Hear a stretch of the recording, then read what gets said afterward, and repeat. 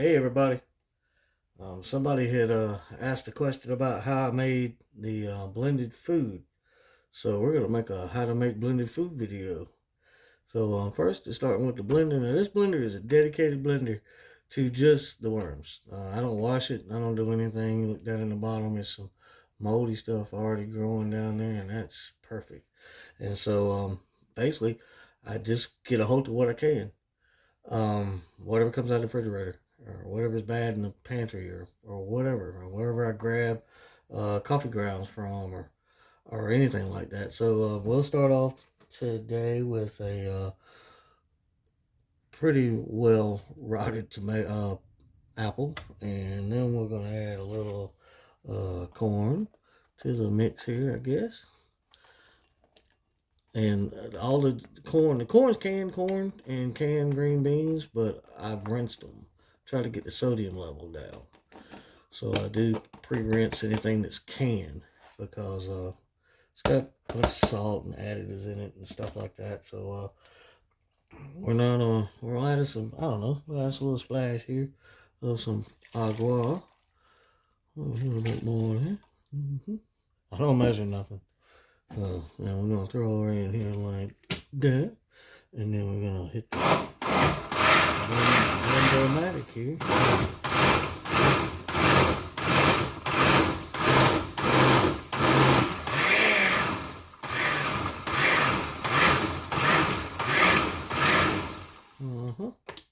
And look at that. If you see, it's a little watery, but we got to fix for that at the end. I'm not too worried about it being too wet. We'll get it dried down. We'll mix us some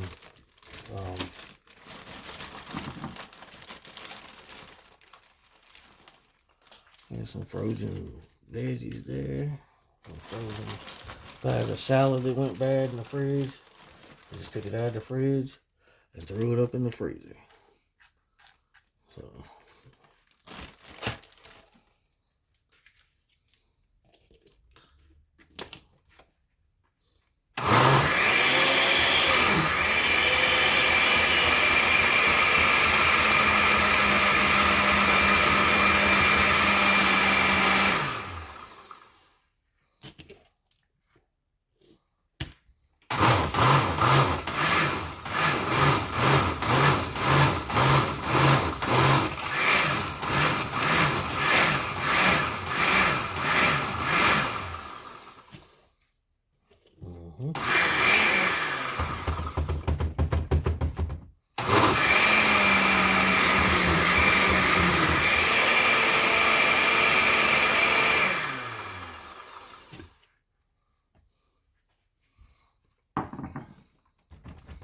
still a little watery, but it's getting there. And so now, to straighten that out, right, you can do one of two things. You can add a little bit of bedding to it and blend it in there. You can throw some worm chow in there. Or you can go and get your dried goods now. You can go to like a expired box of cereal or stale potato chips or something like that. Then you throw that in there, mix it up, and get it into I like to get it to a pasty kind of deal. So, this is some worm chow that I've made. I got 3 or 4 cans laying around here. So we're going to add a little bit of that to the mix. And then we got some good old aged, molded, fermented coffee grounds. We're going to put that in the mix.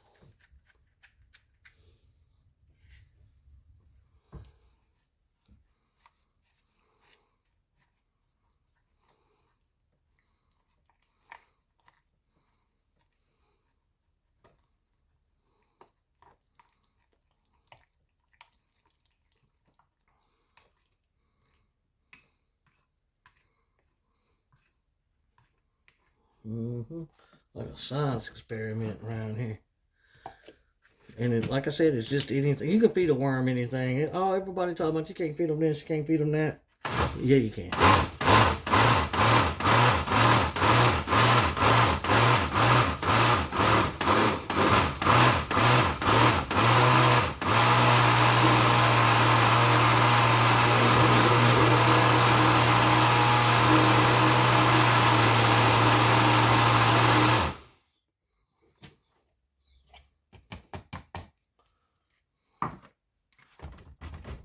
Perfect. That's it right there. That's all it takes. The whole myth about you can't feed them this, you can't feed them that. If you'll stop and think for a minute, when you bury something in the ground, the worms eat whatever you bury. If you bury a cat, a dog, a person, they'll eat you. They'll eat your clothes. There's people on there. If you go back and find what is it, Eat My Shorts. Um, I think it's Nana's worm. She's got a video. I think it's called Eat My Shorts. She has a bin and basically put a pair of shorts in there, and they ate the shorts. AV's running a couple of videos on his channel that talk. He's putting in cloth pieces of shirt or clothing. There, I haven't seen anything a worm won't eat. People talk about they won't eat onions, they won't eat garlic. Yes, they will. They'll eat it if it gets right. They'll eat it. Yeah, you can't take a green jalapeno pepper and put it in your worm bin. No, they won't eat it. But if you'll take it and chop it up or let it rot and get all gushy and ushy and start molding and breaking down, once it gets broke down to a certain point, guess what? They will eat it. Planet Obsessed, she's got a meat bin that she's fed meat. Now, everything is done in moderation. You can't throw a 22-ounce ribeye steak in there and feed it to them. Yes, they will get protein poisoning and you get complications with anything.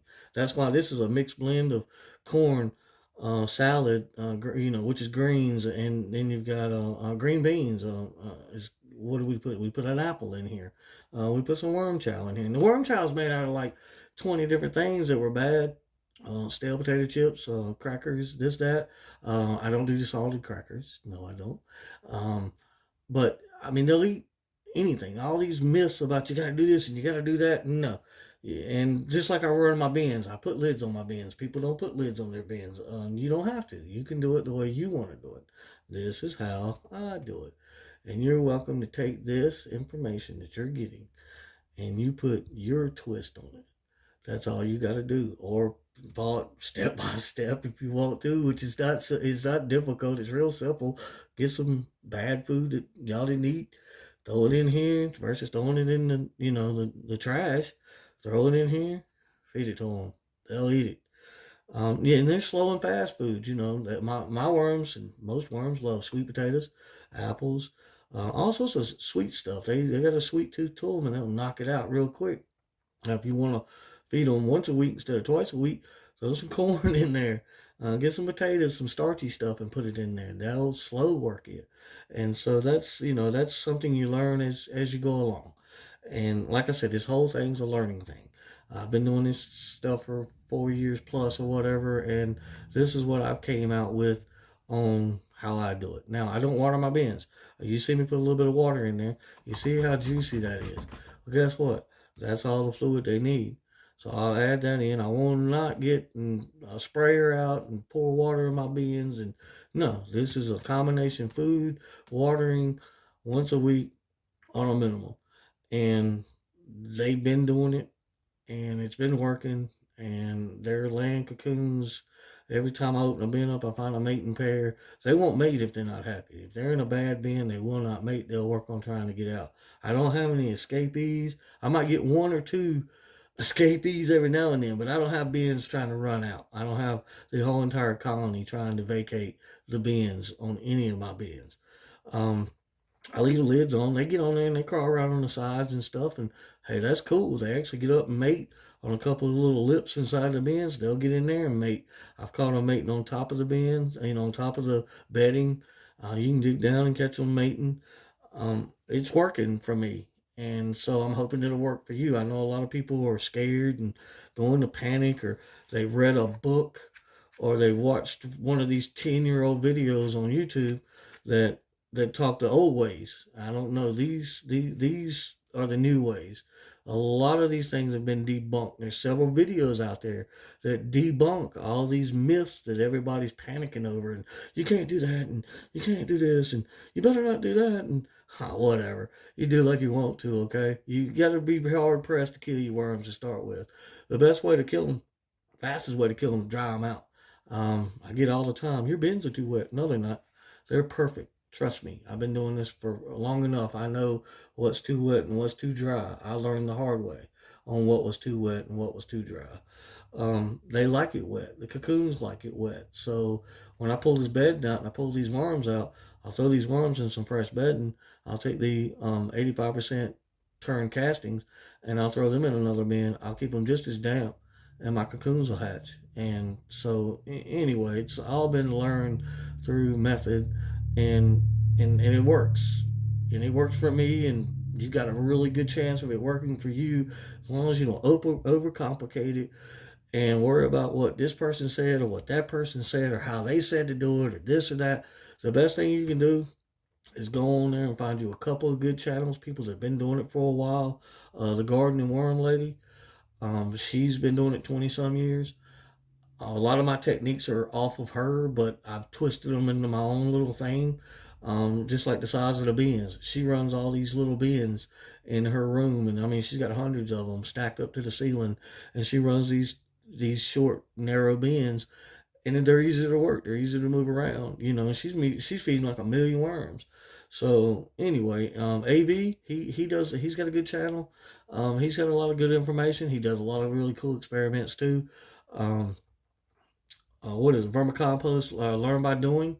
That tells you all you need to know right there in the title. This guy's he's doing it. You know what I'm saying? He's doing it. He's learning by doing. So that's what I tell everybody. If you get 500 worms, I'd make me 5 bins. I'd make me 5 100 worm bins, and I'd go with it and just do it. And if you want to try something, try it. Just try it in one bin. And then that way, if you have any problems, guess what? You only got one problem and not five problems. So, you know, and like I said, all this is it's simple to me now. I mean, I don't stress on anything. Everybody wants to stress. Do not stress on your worms, okay? Your worms will be fine. These things have been here before the dinosaurs, okay? Look it up. Worms have been here before the dinosaurs. So it's gonna be hard for you know. Anyway, they're pretty rugged little creatures. So temperature will get them. Yeah, I mean you know you can overheat them.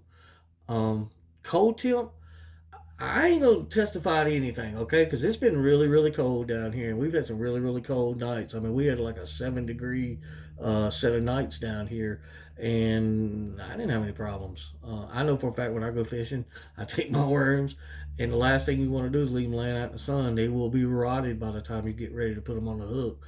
But I will take that little bitty round can of worms, and I'll sling it in the cooler, and the worms will stay alive a whole lot longer. They keep the worms in a refrigerator at Walmart.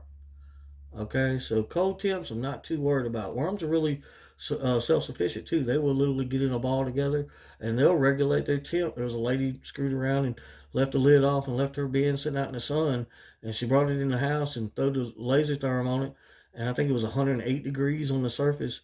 And as she went down and got to the worms were steadily cooler, and they were the coldest thing in that bin were the worms. They were regulating their own temperatures. So just stay calm. Don't believe all the hype. About you need to mix this, you got to put that, you need to add this, you need to add that. Now, there's a lady, I can't remember who it is. I think it may be Planet Obsessed too, because she's doing really cool. She's got some really cool stuff, but I think she has a no grit bin or several no grit bins.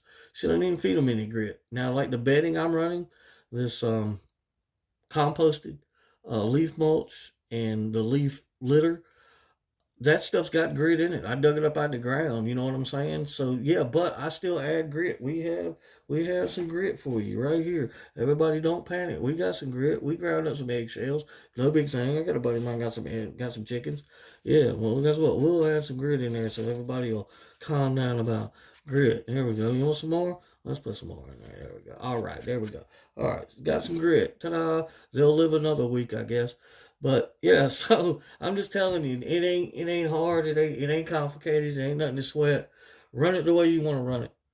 Build your worm bins the way you want to build them. Don't listen to nobody. This is like I said, it's 100 different ways to do this, and everybody's got their 5 cents worth to throw in and how they do it, and that's cool. Listen to everybody that tells you any kind of information. Take it in, but that don't mean you got to use it. Okay.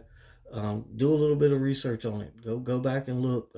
Find some good channels. Like I said, like, hey, I'm hoping I'm a good channel, but I'm not the worm guru. Hey, there is a dude called the Worm Whisperer though, right? Which is an awesome name for a channel. He's got some good info. Okay, yeah, he'll shoot you straight. And like I said, just do your thing, enjoy it, have fun. Don't stress out about it. We're making worm crap here, ladies and gentlemen. It ain't rocket science. So yeah. Y'all have a good one. I appreciate you checking in and enjoying what I'm doing. I appreciate y'all, every single one of you that watch. We've done blowed up like 11,000 views. That's awesome, man. I wish I had that many subscribers, but hey, guess what? The ones that keep coming back, thank you, thank you, thank you. The ones that want to keep coming back, hit the subscribe button, hit the notification bell, and slam that thumbs up for a like so we can get this stuff out to people. Alrighty, y'all have a good evening. Bye bye.